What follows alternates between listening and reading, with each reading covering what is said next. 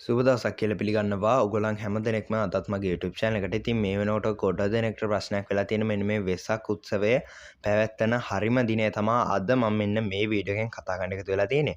හරි. ඉතින් මීට කලින් වීඩියෝ එකක් ගෙනාවා මම ඒ පිළිබඳව පොඩ්ඩක් විස්තර කරන. ඒ වීඩියෝ එකත් බලන්න අනිවාර්යයෙන්ම description එකේ link එක තියෙනවා. හරි. ඉතින් ඔයාට අද මම කියනවා හරියටම වෙසක් උත්සවය පැවැත්වෙන දින වකවානුව. ඉතින් ඇත්තටම අපිට බලා ගන්න පුළුවන් වෙන්නේ රජේ නිල වශයෙන් දැනුවත් කරලා තියෙනවා වෙසක් උත්සවය. නැත්නම් වෙසක් තියෙන දවස් දෙකක්නේ හරියටම.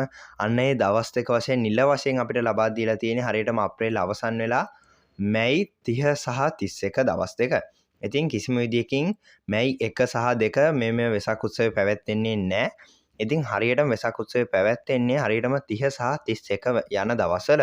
ඉතින් ඒ වගේම වෙසක් සතිය පැවැත්වෙන්නේ කවදාද? ඉතින් අන්න ඒ විදිහට වෙසක් සතිය පැවැත්වෙන්නේ අපිට බලා ගන්න පුළුවන් වෙනවා මැයි අප්‍රේල් අවසන් වෙලා මැයි 27 සිට හරියටම ජූනි 2 දක්වා තමයි අපිට මෙන්න මේ වෙසක් සතිය බලා ගන්න පුළුවන් වෙන්නේ. ඉතින් අන්න ඒ වගේ කාලයක් තමයි මෙන්න මේ විදිහට වෙසක් සතියේ තියෙන්නේ.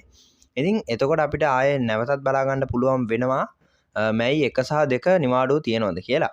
ඉතින් ඇත්තටම මැයි 2 නිවාඩුව නම් නැහැ කියලා තමයි මේ වෙනකොට කතාවක් කියන්නේ. ඒ වගේම මැයි 1 සාමාන්‍යයෙන් කම්කරු දිනේ නිසා නිවාඩුවක් ලැබෙනවා කියන එක ප්‍රධාන වශයෙන්ම කියන්න ඕනේ. ඉතින් ඒ නිසා කිසිම ප්‍රශ්නයක් එතනදී ඇති වෙන්නේ නැති වෙයි කියලා මම හිතනවා. ඉතින් ඔන්න ඔය වගේ තමයි ආයෙත් මම කියන්න වෙසක් තියෙන්නේ 30 සහ 31 දිනවල වල වගේම වෙසක් සතිය පැවැත්වෙන්නේ 27 සිට ජූනි 2 දක්වා. හරි.